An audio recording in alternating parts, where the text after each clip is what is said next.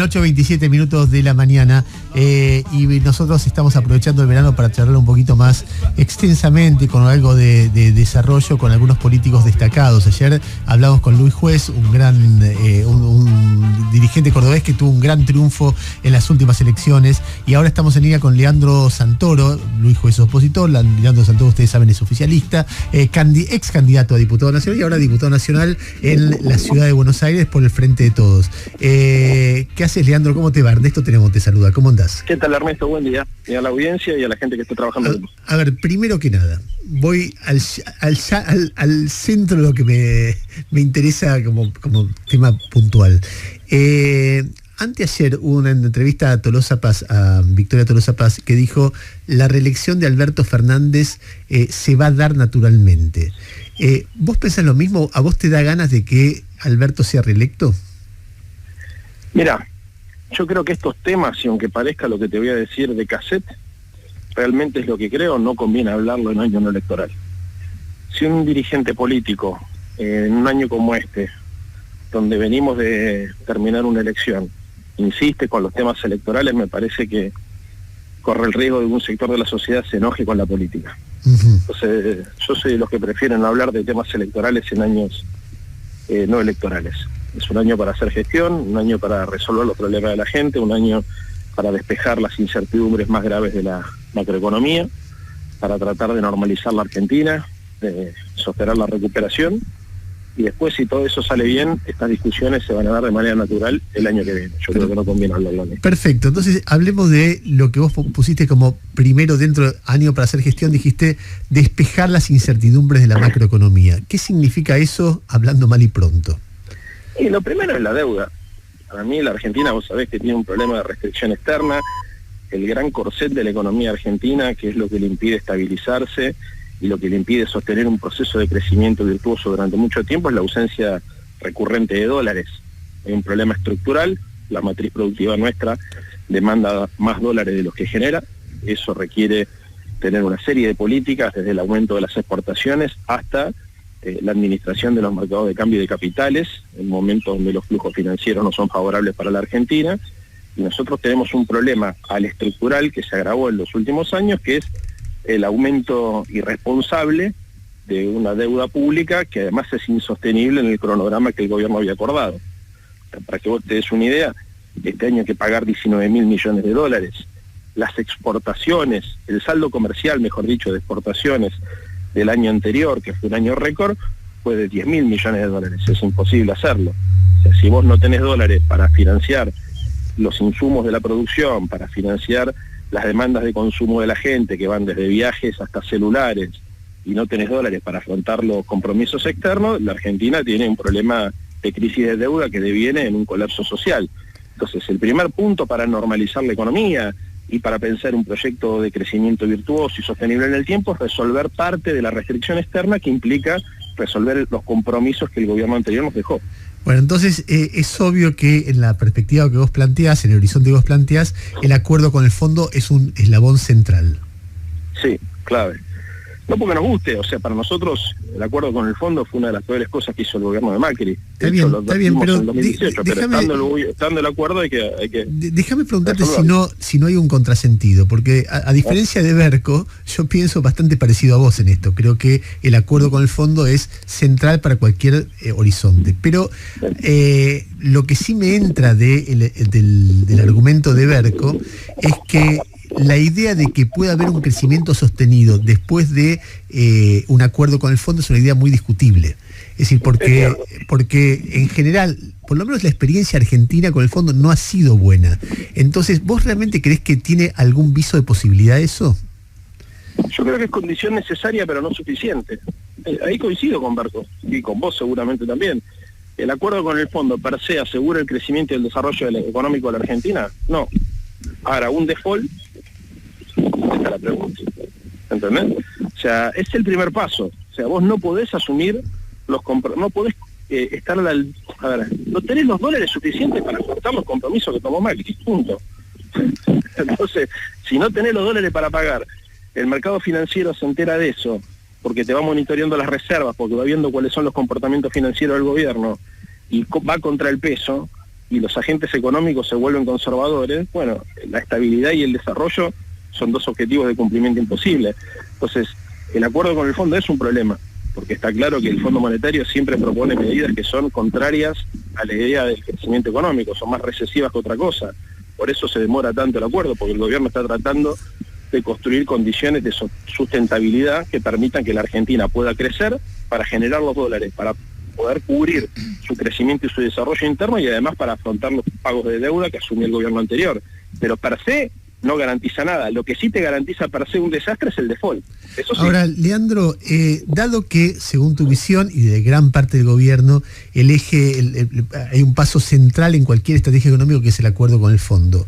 No hay demasiado, y no, ni siquiera lo estoy criticando, lo estoy describiendo, porque me da la impresión de que siempre que un movimiento pone el frente de todos, o no sé, la izquierda griega, no importa, que tiene una visión crítica del fondo, tiene que llegar a un acuerdo con el fondo, se producen ruidos, divisiones, a veces rupturas, a veces tironeos, que es lo que creo que pasa en la Argentina. Y de repente vos tenés un presupuesto que manda Guzmán que no se aprueba durante meses cuando el frente de todos tiene mayoría o tiene una posición muy holgada en el Parlamento. Después pasa lo que pasa al fin de año.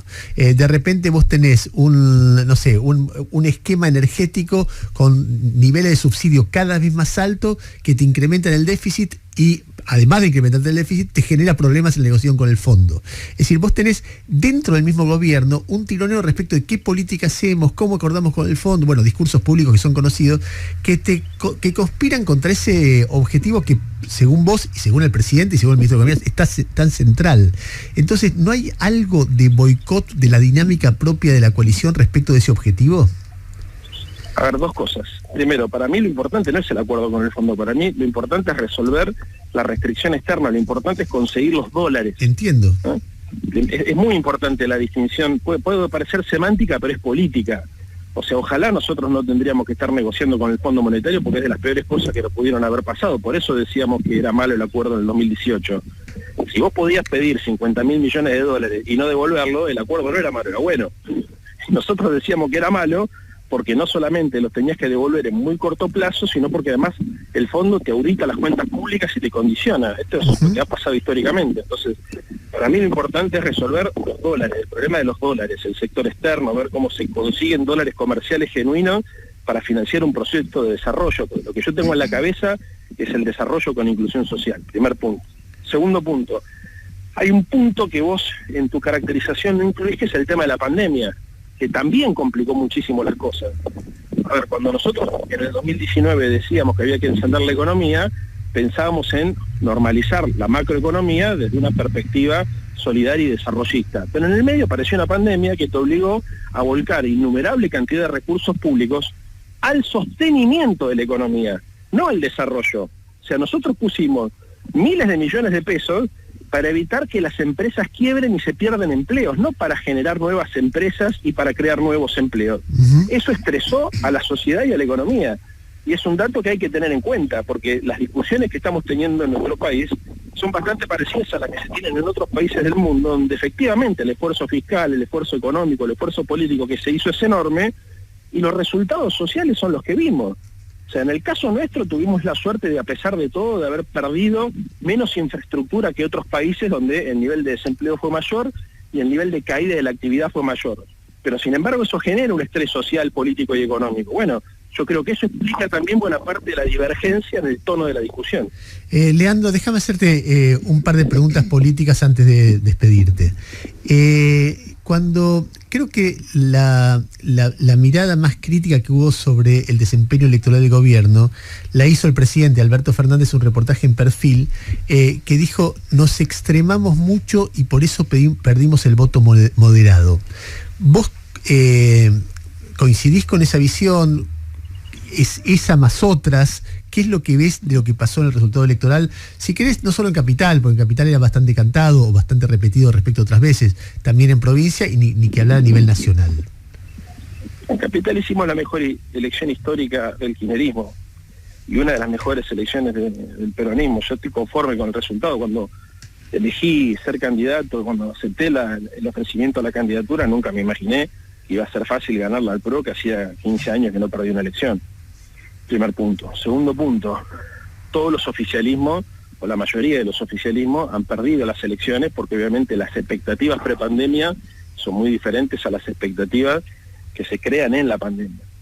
Y en tercer lugar, siempre se pueden hacer cosas mejor. Está claro que las coaliciones de gobierno en la Argentina tienen esa heterogeneidad, tanto la nuestra como la anterior y probablemente como la que venga, que hacen que haya cosas para modificar en términos de la prolijidad de la emisión del mensaje, que es a lo que creo que se refería el presidente.